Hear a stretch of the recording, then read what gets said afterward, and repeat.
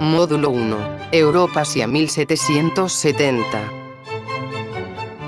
Durante las últimas décadas del siglo XVIII y las primeras del siglo XIX, el mundo fue convulsionado por una serie de acontecimientos que modificaron en gran medida el mapa político. Muchas fronteras se movieron, surgió un número considerable de nuevos países independientes y se transformó la estructura política, social y económica de otros.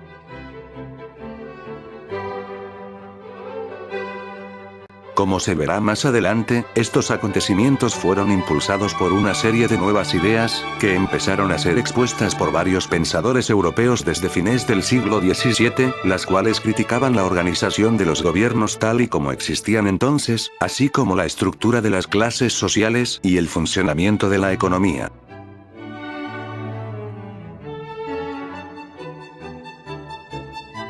El centro de estos grandes acontecimientos va a ser Europa, centro también del poderío político y económico del mundo en esa época. Por lo tanto, para entender mejor las transformaciones operadas, es conveniente hacer una breve descripción de la situación de este continente hacia el año de 1770, o sea poco antes de que se iniciaran estos cambios.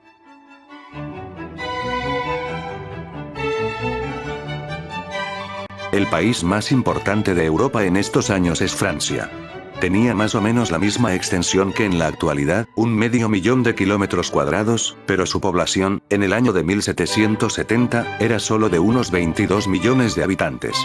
La organización política de este país era la típica de la mayoría de los países europeos de entonces. Una monarquía absoluta y hereditaria, esto es, estaba gobernada por un rey que heredaba la corona y que, cuando menos en teoría, tenía un poder absoluto, ya que solo debía dar cuenta de sus actos a Dios.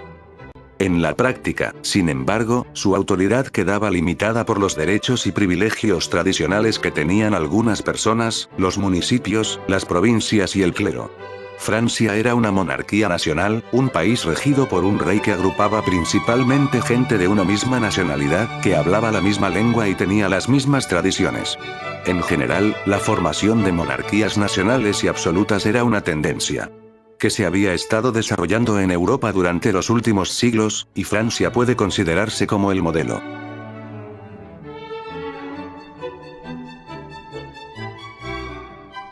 Al sur de Francia, la península ibérica estaba dividida en la misma forma que en la actualidad, entre España y Portugal. Estos dos países eran, como Francia, monarquías nacionales y absolutas. España, el más importante de los dos, tenía una superficie más o menos igual a la de Francia, pero solo la mitad de sus habitantes. En el siglo XVI. Fue la primera potencia de Europa, pero había entrado en decadencia en el siglo siguiente. Conservaba, sin embargo, un inmenso imperio colonial, pues además de las islas de Cuba y Puerto Rico en las Antillas, dominaba en la tierra firme del continente americano territorios que se extendían desde la Luisiana y California hasta la Patagonia. También pertenecían a España a las islas Filipinas al sureste del continente asiático. El año de 1700 murió Carlos II, 1665-1700.